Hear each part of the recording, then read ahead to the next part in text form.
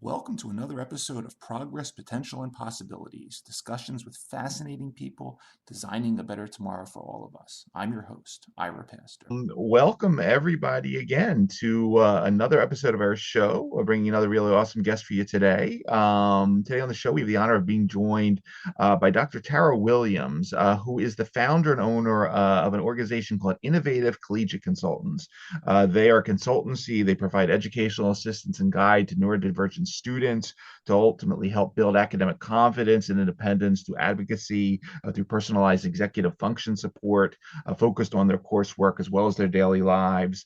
Dr. Williams earned her doctorate in synthetic or inorganic chemistry, originally from the University of Sussex, and is currently a tenured professor at the College of the Canyons in Santa Clarita, California, has been teaching for the last 20 years there, and she has been working with various neurodivergent students over the years across the United States since 2010, after personally noticing that these students were really struggling with a transition between K through 12 support for their individual education program to college, where different areas like self-advocacy and identification were required by a system built for the neurotypical.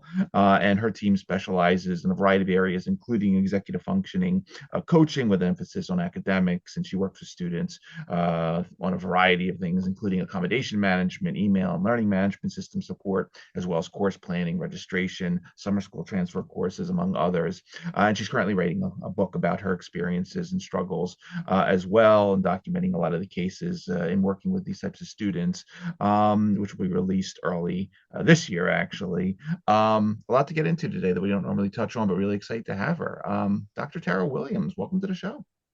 Thank you so much. Good morning, and thank you for having me. Yeah, no, awesome having you. Really awesome. A lot of themes, as I mentioned before, we started recording, we don't really get into, so I'm looking to learn a lot from you. Before we even touch on the core topic of the day, would love to hear a little more about you. I mean, synthetic inorganic chemistry was not one of my favorite courses. I'd love to, hear about why, the reactivity studies of electron poor titanium amides interested you so much, and a little bit of your background, and take us back a bit, if you would. It's really funny because I tell people when they say, what made you want to get a PhD? And I say I got lost on the way to law school, because every single test I've ever taken that's career oriented always tells me I should have been a lawyer. So I started at Florida State University because I'm originally from Florida, and they have amazing scholarships in Florida. So I went to school at Florida State, and I was political science, thought I would be a lawyer, was ready to do that for the rest of my life. My big brother's a lawyer. And I didn't like the political science classes, even though it was funny because I lived in Florida when the 2000 election happened and all of that was going on in Florida. So my political science classes were very interesting, especially that semester, but I just didn't see myself loving it. And then I switched in for a couple other majors, and then I was criminology and English literature. And when I became a criminology major, it was early 2000s, like CSI was huge. And I was like, this looks so cool. I really want to do this. So my junior year, I went to talk to an advisor who was like, you have to switch from criminology to chemistry. Is this something that you really want to do? And I was like, of course, like, why not? Wasn't exactly super supportive, my advisor, but I was like, okay, I'm going to do it. So I switched to chemistry, and I finished that. And then I'm a first generation student in my family. My brother and I both are. So when people were like, oh, you can either get a master's for, at the time it was probably 50,000. Or you can get a PhD for free. And I was like, oh, that sounds great. Never knowing what a PhD actually entailed, right? So, so I started at the University of Tennessee, and I really enjoyed the coursework, but maybe not my lab so much. And I had another professor that I worked with, and then I taught for, and I just fit much better with him. He was British, and he said, I'm moving to England. I want you to come with me. So I quit my other research group. I moved to England, and we went from. So, so he was a very much, we would say, a synthetic physical inorganic chemist, Okay. meaning he worked on physics and math and also synthesis, which is what I did. So we were basically looking for a way to capture CO2. So how do we add CO2 to something? Because, whoever figures out our CO2 problem is Yeah. the best, richest, whatever we want to say, right? Country in the world. And I always loved that um, about academia, that it wasn't working for big oil or something like that. So Yeah. we worked on that project, and it was just, I liked working in the lab, but I couldn't imagine.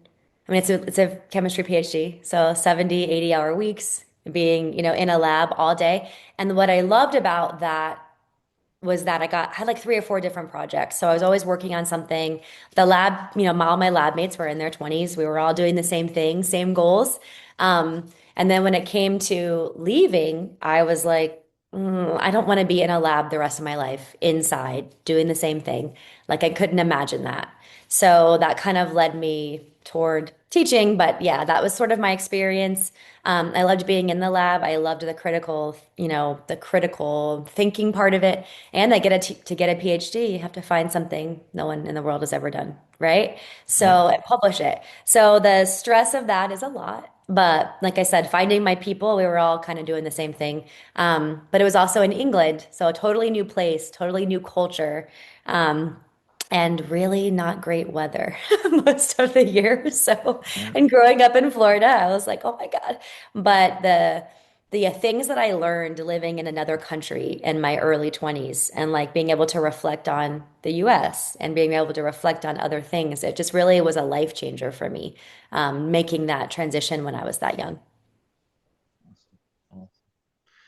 Yeah, let's jump into the core topic of the day, and then we'll loop back to some of what you began to experience as you began teaching. But the term neurodivergent, obviously it's used a lot today, and just sort of reading a lot about it, getting ready to talk to you in 2026, I came across a lot of what it is not, basically. It is not a medical diagnosis. It is not one condition. It is not a disability. It's not a value judgment. It's a broad term that describes cognitive diversity. There's a lot that goes into its framing in a 2026 world, and how we think of students, how we think of how people learn. Take a little time and just for our audience that may have never heard the term before, what does neurodivergent mean in 2026?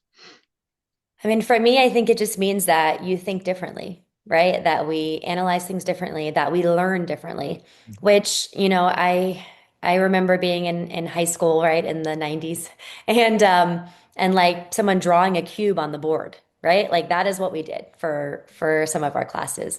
And like not everybody learns that way, right? Like I don't think I ever understood what a cube really was personally until someone put one in my hand when I took geometry, where I could turn it around, where I could look at it. And I was like, oh, this makes so much more sense to me than looking at a flat object, right? And so my way of thinking is very visual.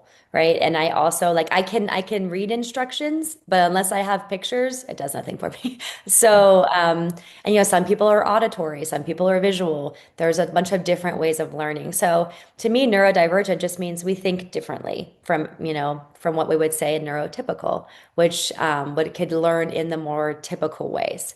So Neurodivergent also, I think, came from people didn't like the word learning disability, right? Like nobody likes the word disability, difficulty. It's not a great framing of anything. So I think that word is much more well accepted by the community in it not being a disability. It just means that you think differently.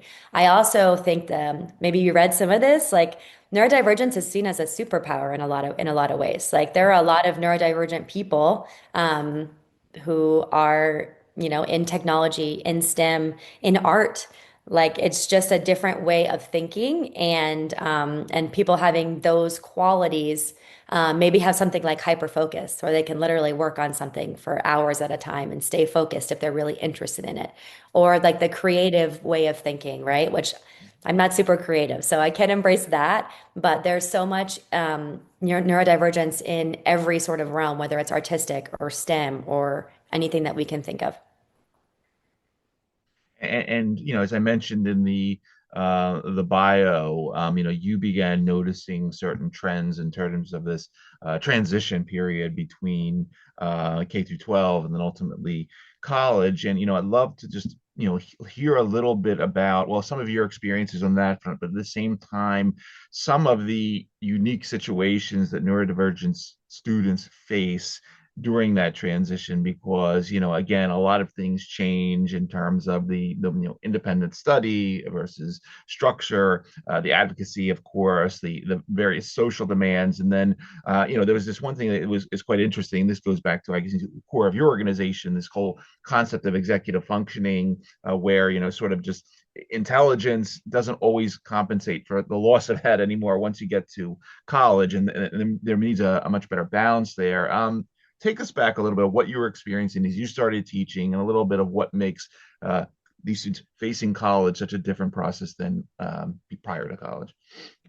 And I think a lot of students, in my experience, were signed up for sort of an IEP in high school, which is largely, managed by their parents and their teachers, right? So, you have the meeting at the beginning of the year, sort of your teachers know about it, things are set. Where when you get to college, you're now an adult. So you can either sign up for it or not, right? And you have to do it yourself. And I think there's, a lot of students that don't want to self-identify and say, I'm neurodivergent, or I have autism, I have ADHD. And so they are now having to, so if they're, they had a meeting that was already set for them in high school, now they have to set the meeting. So that's sort of the first steps in getting their accommodations. And if you have struggles with executive functioning, like organization, time management, you're not thinking that, hey, like if I don't make an appointment with my college, say in the summer, I'm not going to get my accommodations figured out until maybe October, right? And some of these accommodations are so essential, like having note takers, getting time in a quiet room to take your exams, time and a half to double time on exams, things like that. And so I was finding a lot of students were saying to me, hey, like I have accommodations, but I technically don't have them because I haven't signed up yet. Right. So that, if we're sitting in October, November, you're almost at the end of the semester, or at least midway through, and they haven't had the accommodations they were always used to in high school. So I would say that's one of the biggest transition issues is not signing up for that. Because now that falls to them, right? And a lot of times too, when you're in high school, I think parents have access to their Google Classroom or whatever, they're using as their learning management system. And so they're aware. But in college, like if a student misses an assignment, maybe they see it and they're like, oh, I missed that. And there's maybe some shame to it, right? And so like, I'll just do better on the next one. Instead of just emailing them and saying, hey, I missed this, right? Like, is there any way I can turn it in? If not, like, can I turn it in for you to look at just so I get some feedback? And most of the time a professor will say, okay, it's one time, like whatever. It's professorial, such a hard word, discretion. But at the same time, like a lot of students, if they're struggling with their executive functioning, once that happens, there may be a snowball effect where like then they just stop turning in anything.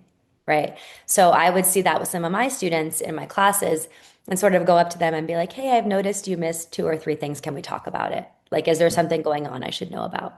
Um, so or like feedback of they're always raising their hand in class and they know the answer, but then they're not doing well in their exams.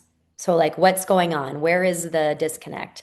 So those were sort of the things that I was seeing, or students who did really well in the lab, like the lab, they knew what they were doing, they're getting their data, everything is set, and they don't turn it in. So once again, like where are we having this disconnect between maybe poor executive functioning and, the success in the class? Mhm. And staying on that topic for a moment, because this basket of skills that executive functioning encompasses is rather broad. I mean, and obviously we use these tools. See them referred to as sort of the air traffic control for your daily life. Yeah. Any interesting?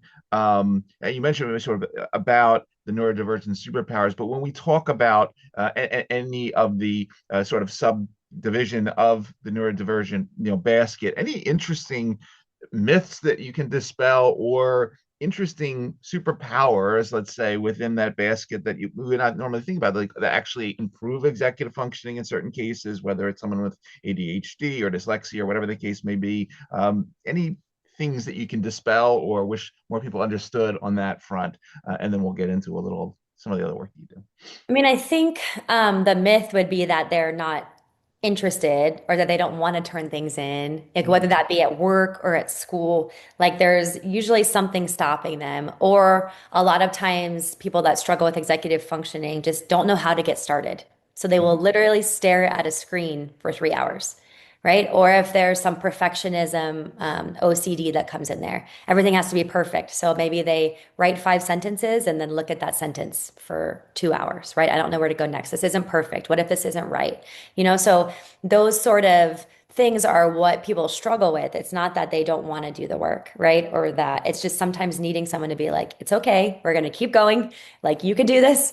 Or just, a lot of times maybe people are turning things in at the beginning of class and they don't realize it, or they miss a due date or whatever it is. Especially, I feel like with technology, even in schools, right? Like you have your syllabi, you have your learning management system. Sometimes professors use Google outside of learning management, so emails. So you're now checking 4 things to see if you've missed something. And some professors use learning management systems, some don't. So some have a completely organized, this is what we're doing from day one to week 16. And some, there's 5 different places to look. So in a lot of that, in those ways, it's just sort of like us when we have a new job and we're navigating 5 different new things, whether that's email, Slack, whatever, people use at work. But even then, phone calls. But even then, that seems like less to me than what students are having to do. So I think the biggest myth is that they don't want to do the work. A lot of times they're just struggling. And then, sort of a superpower is literally what we call body doubling, which just means there is someone else doing it with you. And it is the best thing that I ever tell my students. So, like, my students will always tell you, like, I could not fold my laundry until I would call one of my friends and just be like, hey. And, I feel like that all the time. Like, it's so much easier sometimes when you're overwhelmed. Like, I've even heard of now where adults have like a party where they all bring something they've been putting off and they all do it together. Right. Mhm. So, because like maybe it's a passport, maybe it's like signing up for something, but we all do better when there's someone to sort of, hey, I'm going to do this too. Like, let's help each other. But body doubling is so useful for students. That's why I tell them, like, don't study in your room alone. Even if you're at the library, other people are doing what you're should be doing or supposed to be. I hate using that, but supposed to be doing. So you're more likely to do it. Go to a coffee shop, right? Where other people are working. Because if you can't get started and you're sitting by yourself, there's not, I mean, I feel the same way at home. Like sometimes I just need to leave the environment and do it. And a lot of times, like, I feel like when we were younger, I don't know about you, but sort of when we sat around the table and did homework at night, there wasn't people in their rooms, right? Where Right. now it's so much different because you have a computer where my parents would be like, hey, it's homework time. Like, we're going to sit down and do it. So they would be working on their checkbook or whatever it is, right? And we would Yeah. be doing homework. But I feel like we lost that somewhere because of technology and because now we have, both people in a household work. Like things have just changed so much over the years. But I Mhm. feel like that's why when parents come to me in K-12 and they're like, how do I get my son or daughter to work on their homework? I'm like, sit with them. Like, don't sit with them behind, their their shoulder, like staring at the screen, but do something else. It helps us all to have that. So I think that's one of the biggest superpowers is body doubling. Yeah. It's funny because and we'll put a link to this, of course, but in addition to obviously the Innovative Collegiate Consultants, which is your company, you also have a really cool TikTok page, and it has these Tara's tips on it. And body doubling was was one of the ones that was kind of interesting in terms of, you were saying, studying alongside somebody, even virtually, can help boost the attention, accountability, and so forth. I thought, there was a couple other interesting ones on here we can talk about. If there's other ones that you want to mention, but the whole principle, actually, and these two kind of go together. One of the main ones was sort of this just principle of breaking big tasks into smaller ones, making them more manageable. At the same time, you mentioned about celebrating the small wins, and I thought those sort of nicely went hand in hand in terms of measuring consistency and growth, and not just the big score at the end of the day. Talk a little bit about that. I think there are two important tips that fit together. Yeah, I mean, I think for the celebrating the small wins, right? Like I think that this is something that all of us do. I mean, I tell students with the chunking, right? Like, let's say you have a big paper and there's 5 questions, or even if it's a discussion post, there's 5 questions in there. So if that looks really scary for you, like let's put one question and then the next question and then the next question in a Google Doc or however we do it, answer one at a time.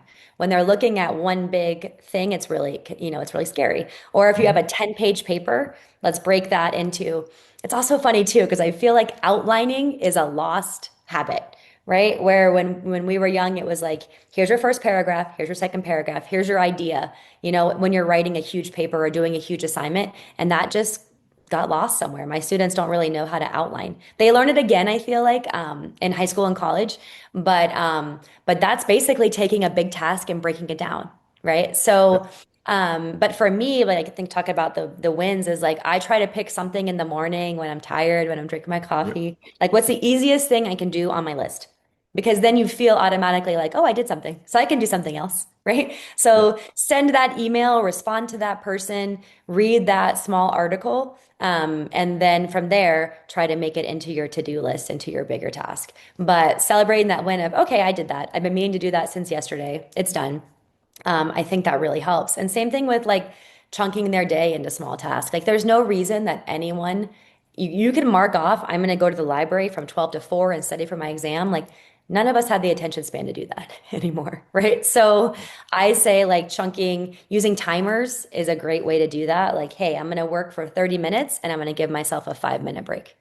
And if that's possible, go do some movement, walk around, give yourself a minute, go back, sit down, work that way. I mean, I remember being in college and trying to do that. I'm going to study for this amount of hours, but like you're sitting in a library.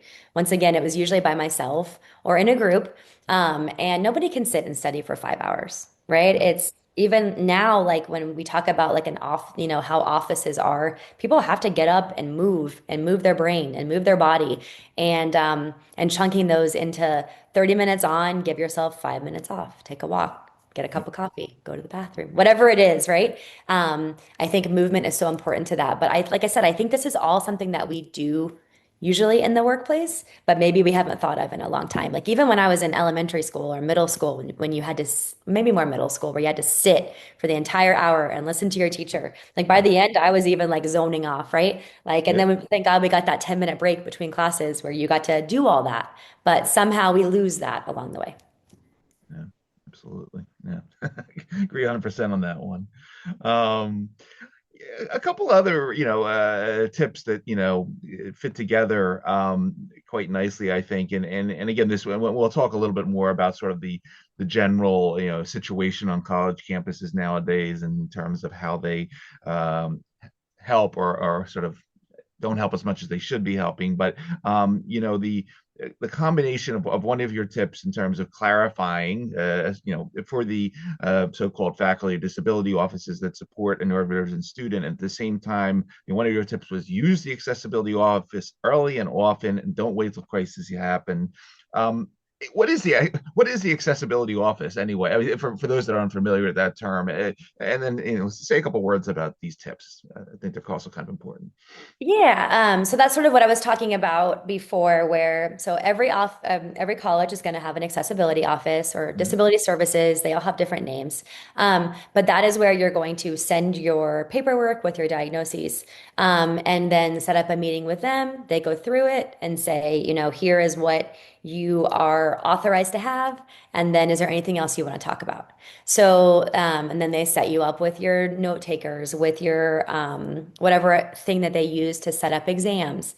And every school is different, especially depending on population. Some schools you have to sign up for an exam a week or two in advance, which for students with executive functioning, that's difficult. Smaller ones, maybe a few days in advance. Your note takers, like you basically also, you will get at the beginning of the semester a letter that they sort of make for you, and then you send it out to your professors.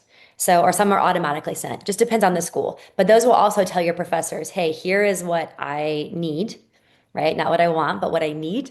And how can we work around that? Especially as accommodations change. Like I have some students who maybe have accommodations to step out of the classroom for a few minutes, right? Or to sit in a certain place, like preferential seating, rather than just the normal, extra time, note takers, quiet room, things like that. So those accommodations are very important and so the Office of Accessibility does a great job at helping them with that. And if there are you're struggling with a professor, or maybe something isn't working the way you want it to, you can go to that office and talk to them and they advocate for you. So Mhm. that's why the Office of Accessibility is so important. But once again, it's just getting the first step of getting signed up, getting started, because they have a lot of students that they are also, case managing and helping every week. So their schedule gets very busy. Got it. Yeah, and along those lines, Tara, I mean, transitioning into thinking broadly about higher education, I mean, what's the situation, sort of the high level situation, if we would just look at the United States across the thousands of colleges and universities we have here, are there, without, I guess, shaming them, I mean, are there schools that do better than others? And then, if you are involved in it, they call you up and say, hey, come redesign our entire experience for so we have the appropriate situation for neurodivergent students. I mean, are there grand plans that you think about if someone, okay, here's a tremendous amount of money and we want to do this to X, Y, and Z universities? I mean, what's on your list in terms of making the A plus neurodivergent school versus those that maybe do a less good job than others? Um, I mean, honestly, I think a lot of it does come down to the actual professors. Okay. Because that's like we are not, we don't get a ton of training. We are not K-12. We are subject matter experts as professors. So you're walking out of a PhD and maybe you haven't gotten any teacher training. Like, and then you're in a classroom, right? So you don't even know what accessibility really is. I didn't until I started working in the space. You get the paperwork and you don't really know what to do. So then you're now working with the Office of Accessibility, trying to figure out the best way to work with your students, right?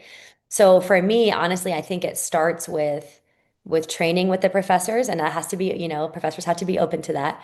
But also, I think flexibility from the professors. I've had students ask me, "Hey, like, can I wear my headphones in class?" Like, and I'm like, "Is there anything on them?" And they're, no, and they show it to me, and then like that's not an accommodation that maybe would be offered to them, but if it helps them, like, why do I care? Right? Like, if that's something that helps my students, or like if for the noise or for the stress or whatever. So I think it's and the flexibility of assignments.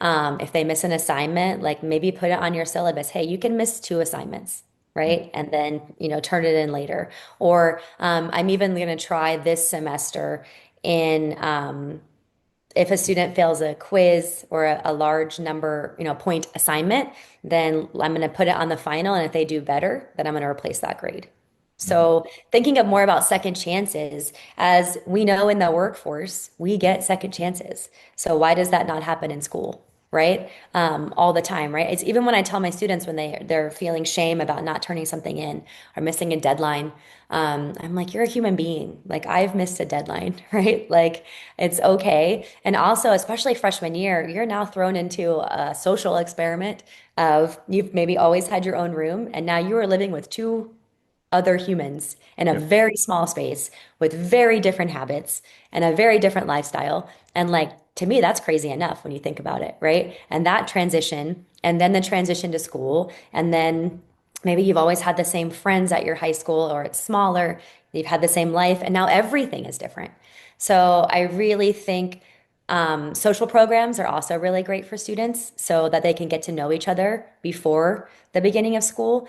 And a lot of schools do that, especially for students with autism. They will have a program for those students to come in early to get to know each other, to go around the campus. There's usually called a bridge program, and they have those for both ADHD and autistic students. And it's something that we are starting this year at my company that we're super excited about.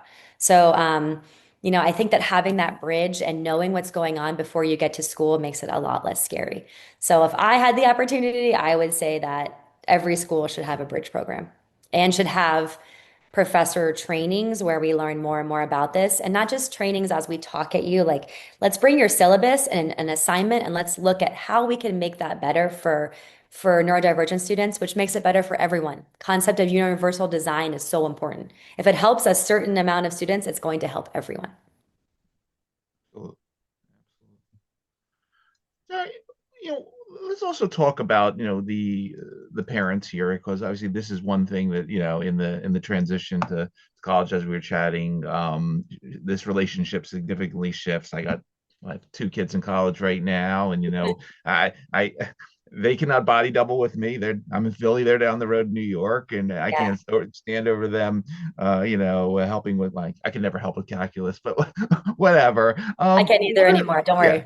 Yeah, I mean, what is some of the advice that you give to parents now in terms of how to advocate without doing everything for them, and what are how what are there Tara tips for parents that you recommend, such that we get they get the support from parents, but we're not hindering the process as this proceeds along its natural course. I mean, I think I'll like you just use the word I was going to use, which is supportive, right? So staying supportive, but guiding them on how to do it themselves. So, I mean, it's exactly what, like I said, we do as well. So if they tell you, Mom, I missed this assignment, then being like, hey, why don't you email your professor and figure out how to do that? Or, why don't you write it and then I'll look at it and then you can send it if you're struggling, right? So having them learning how to advocate, but also sort of making them accountable. Hey, like if you want me to look at it, I can do that if they're nervous. A lot of students are nervous talking to professors, I've found, no matter what subject or whatever. Obviously, STEM, I feel like we're always scarier, but in general, so I think those kind of things, or if they're having an issue with their roommate, right? Like let's point to I hear about roommate issues all the time, right? Once again, it's Sure. that social experiment. Then let's point them in the direction of the RA, or, teaching them like conflict resolution is such an important part of life. So how can they work with someone, live with someone, and learn how to advocate with the person or learn how to talk to them without getting involved? Yep. Because I think um, parents automatically, they just want to jump in and help and fix the situation when students have to learn how to fix it themselves. Yep. So I think the same thing, even with body doubling, like, if they're really struggling with something, then you're on the computer, they're on the computer, you're just there for support. They're working on something if that needs to be done, if they're hitting a deadline. Yep. But also, yeah, pointing them in the direction of student services, of the accessibility office, of the tutoring center, of their professors, but Yep. not doing it for them, helping them find the resources, but not going there for them or emailing them for them. So just because we all need to learn how to do that, right? Especially you hear about all the funny things on social media about parents still making doctor's appointments for their kids at 30, filling out their resume for jobs, like things like that. And I think that I know when I was young, like when I was 18, my mom was like, hey, here's the number of the health center, go figure it out. Right. right? But I do have to tell a funny story that so Florida State's on close to the Georgia line, and this was before like any kind of GPS. And I remember calling my mom and being like, "I'm in Georgia," and she's like, "Okay." Okay. And she's like, "Okay." And I was like, "I don't know how to get back to Florida." So she was like, "Okay, like let me calm down, pull over at a gas station." Like she's literally getting out the map, right? Matt. And being Yep. like, "What do you see?" Right? So I know that I was the same thing, but it was literally, or the first time I had to go to the registrar's office, that is at the stadium at Florida State. I lost my car. So I had to I called my mom. Mom, I don't know what to do. And she's like, well, I can't help you, Tara, because I'm not there. So who can you see? Who can you find? Is there a security person? And I found my car. But so same thing. Like she did that. Well, because of technology, you couldn't, right? But in Right. general, it would just be like, I'm going to point you in the right direction of where to go, but you have to go do it. So that's what I would say my biggest advice to parents is point them in the right direction, support them, especially if they're, having a meltdown or something is so stressful, but then having them do it themselves. Yeah. Yeah, and that's no, those are great points, and the the map story is hysterical because my kids, they used to ask me all the time, "How did you get anywhere without the GPS and the cell phone?" I was like, "We got places. We." Yeah. I know. And you live, like, I'm in LA. I would never, without my GPS, like, I know east and west and I know north and south, but Yeah. besides that, like, I would never find my way. That's what I would have told you. I was like, just go south, Tara, and Yeah. You'll figure it you'll out. run to Florida at some point.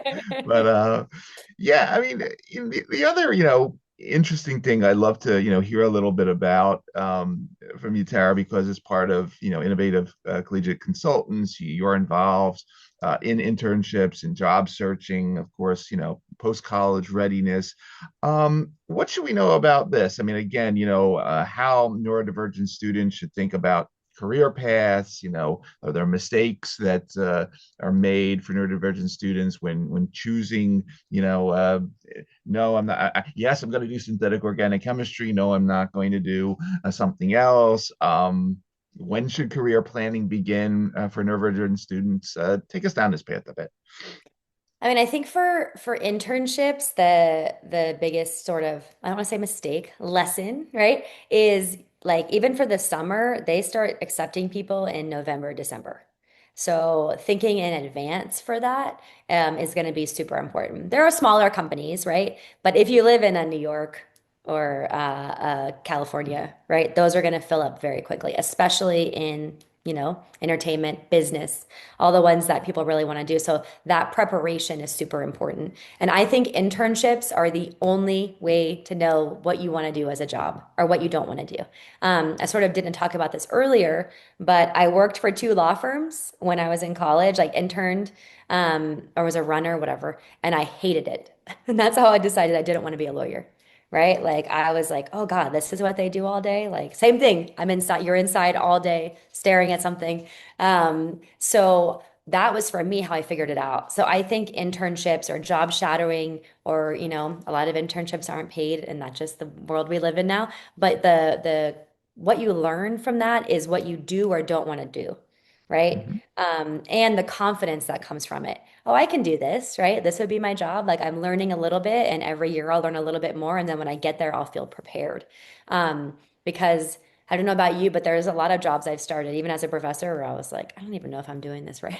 Like, I don't know if I'm doing a good job, right? And all the things that I learned about tenure in the process. Like, I literally took a job and I was like, oh, what's tenure? Like, I knew what it was, but not the process of what I would have to do. So, I think the most important things are early, right? Apply to as many as you can. And really, while you're in it, get the most out of it that you can to figure out, do I want to do this? Like, is real estate really what I want to do? Or is accounting really what I want to do? Or do I just like business and maybe there's another path for me?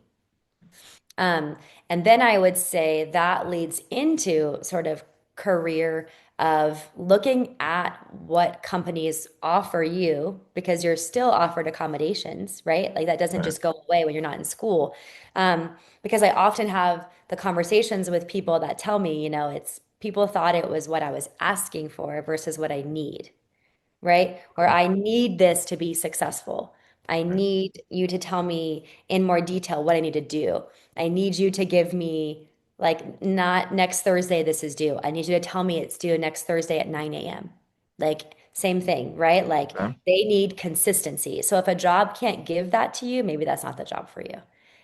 If you need headphones at your workspace, if you need an office that doesn't have 17 people in it at the same time, like what do you need to be successful? And if they can't offer that for you, maybe don't put yourself in a situation where you're automatically going to feel stressed from day one because Mhm. that's nobody wants to feel like that. We've all had jobs where we felt like that, and it's not a great experience.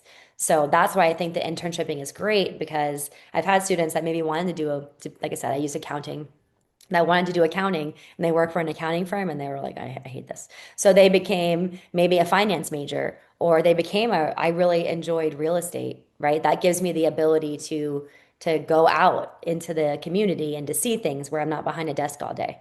Mhm. So, and that's what I learned about not wanting to do law. So, and then I think you also learn about the companies watching, like what do they offer their employees? So you also maybe know what to ask for when you go to a Yep. job.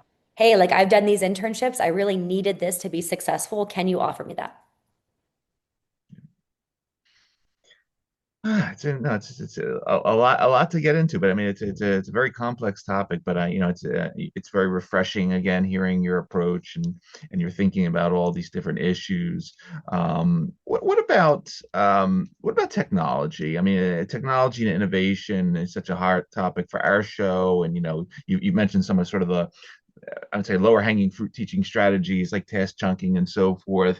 And how do you feel about, the tools, what to get you excited in terms of text to speech or special note taking apps or anything like that? And then at the same time, love to just, obviously you have a great TikTok site there and offering these tips and getting information out. Um, you know, where does social media fit into this? I mean, I was reading a little bit before about how, it's great for community building for the neurodivergent student and normalizing, some experiences that, have been, maybe not normalized in the past. But again, social media is a tool and for the neurodivergent student and how you feel one way or another. I mean, I think that seeing people who are like us, right, makes us feel more normal, whatever that looks like. We hear that from students all the time. Like, as a student of color, when you see a scientist of color, you're like, oh, I can do that. I can achieve that, right? Or I posted this week that there's Barbie now made a Yep. Barbie with autism, right? And Yep. seeing people who are like you makes you feel that you can be successful. So I think that social media is really great for that. And like you said, that building of community. And I think that's all great.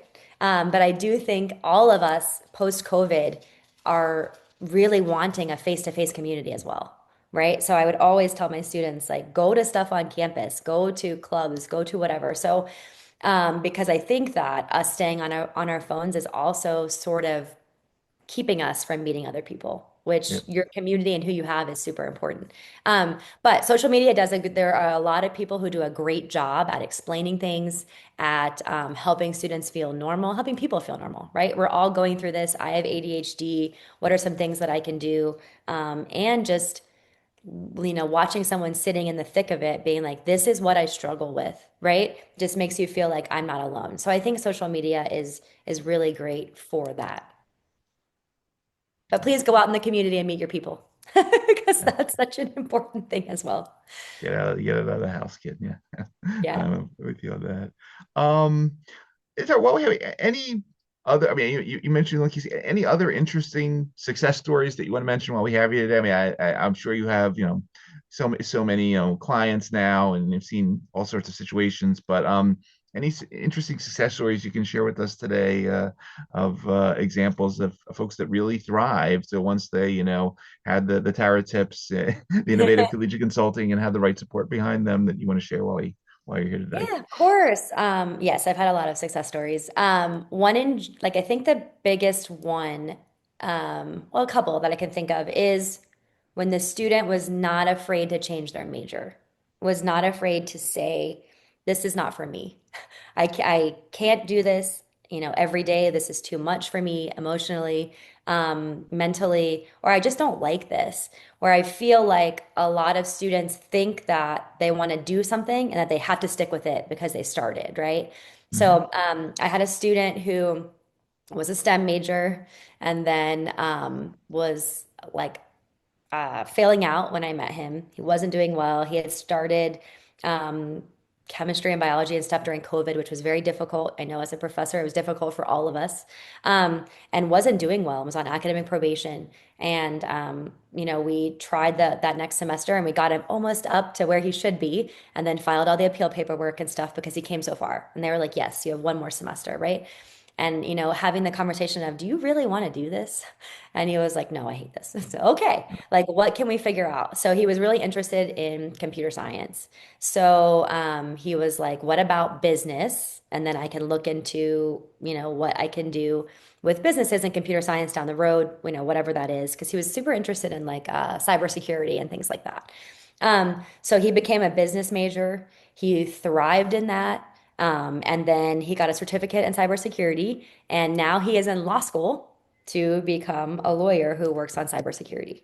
So he's in his second year of law school, and because he didn't start out maybe fantastically on the GPA scale, he went to school the first year in law school, and then he transferred to a school that he thought would be a better fit, and was more on the level he wanted to go to. So he's in his second year. He's doing amazing. We work together, and he still checks in with me because I helped him with his transfer paperwork to the other law school, just looking at some essays and stuff. But he's doing great. I would say all of my students are success stories, but the ones that maybe really started in the academic hole of they weren't using their accommodations at the beginning. They came to me like third semester and they had like a 1 point something GPA, and we have to climb that hill and the stress that goes with that of just not being kicked out of school, Right. right? And then from there, where are we going to go? So that's also where I think now more neurodivergent students are working with therapists or ed therapists or whatever, and they say, hey, if you think, we know that your student is going to struggle when they get to college because we've been working with them, like find them an executive functioning coach, make sure they're using their accommodations on campus and the Office of Accessibility, things like that. Make sure they're registered early because the students that I get that are struggling the most never did that. They Mm. never asked for help. They never signed up for their accommodations. And they've always had that, and then they go to having no support and all the social things, and it just doesn't bode well for all students. Yeah. Yeah. No, I mean, again, it's as you said at the beginning, it's a very complex term that encompasses so much, and obviously, it's going to be extremely individualized and personalized as you develop these programs. But it's again, it's really impressive work that you do, and thinking about all these different parts of this puzzle. I was just, I know I mentioned in the bio that your book's coming out soon, and the title is going to be the Neurodivergent Student Journey: A Story of Hope and Breaking Out of the Box. What's the? It's available for pre-sale right now somewhere, right? What's the It was. status of the book? It's And not. It's not anymore. But okay, it'll be published in May. So in in mid-May, May. yeah, I'm working on the Okay. final edits. So I'm struggling with my own executive functioning, trying to get all of that done and have my teaching position and the business. But yeah, I basically talk about my own journey in academia and my own struggles when I was younger. And then I do a case study on several of my students, sort of where we started, what things that we used to sort of get them where they needed to be. And then at the end, we talk about all those success stories. So, and then we talk about a lot of resources at colleges or scholarships or things that are available. Breaking out of the box was just a term that we use that I feel like we everybody wants to put everybody in a box, right? Nowadays of, oh, this is how they think, this is how they learn, this is who they are, where we're not just in one box, we are in many boxes and trying to get to stop putting students in a certain box. Like I was even in that box when I was younger, like, oh, you're not good at math. Like girls aren't good at math when I was struggling. And I took a test that when I was in seventh grade to go on to my next math class, and I didn't do well in it because I was never a great tester. And that put me behind the rest of my academic career. I never got to calculus in high school because of this one test I took in seventh grade. And from there, that made, as I told you, my advisor wasn't very supportive. It was that, oh, you didn't do really well on your in your math SAT, so you can't be a chemistry major. And now I have a PhD in chemistry. So, it's when you try to do that to people. And I remember leaving that meeting with the advisor, calling my mom, being like, I can't do this. And her being like, you're not going to let some woman that doesn't know you tell you that you can't do this. So, Exactly. like, that's where that support came from. Sign up for a class and see if you can do it, Tara. And I signed up, and it was a struggle because I never did like math. I still don't want to tutor calculus either, so don't worry. But yeah, like that box that they put me in the seventh grade affected the rest of my academic career, which not all kids are great at taking tests, right? So I think that's where when we put people in a box, that shows you just the kind of, I don't want to say damage, right? Like that, maybe that's a little exaggerative, but it affected me forever. And maybe even thinking when, making me rethink, can I really do this? I talked to my Mhm. advisor. She told me I'm not good at this. You just jogged something in my mind. I should have asked you this before, but I'll just bring it up now because it's I think one other important piece of the story, and that's just the general theme of burnout. And we talk about burnout in different contexts on the show in terms of caregiving for an elder with dementia or physician burnout during the pandemic. Can you say just a couple words about burnout? Because I know a lot of, in neurodivergent students, really high achieving ones, they can, burn out quickly, depending on, and I was just wondering if you could say anything about, ultimately how you think about burnout and strategies at that sort of end of the spectrum that you employ either in the practice or made a mention in the book. Yeah, I mean, Sorry, it was no, you're earlier. fine. You're good. Yeah, and I mean, I think in terms of burnout, that is really when they're not asking for help, right? Like I can do this all on my own. And like I said, I think like a student staring at a computer screen for 4 hours, or students who like let's say we're talking about chemistry, right? Yeah. I always tell students, make friends in your class because when you can't do a problem at 2 a.m. or whatever, we know student schedules are crazy, right? Mm, Then you can't ask me. I will not be awake, right? So find your people, make your friends. And I remember being in college and six of us being 11, midnight, whatever time it was, being in a room in the library trying to figure out our problem sets that we're doing the next day, right? So having people that understand it instead of you the more we stare or stare at something, like I'm the same way, like I said, about writing my book, the more I stare at something and I'm stuck, like yeah. the more panicked I get, the more freaked out I get, right? That leads to me and to students, same thing, not sleeping. And then we're not sleeping, which then causes all kinds of problems that we know about, right? And Sure.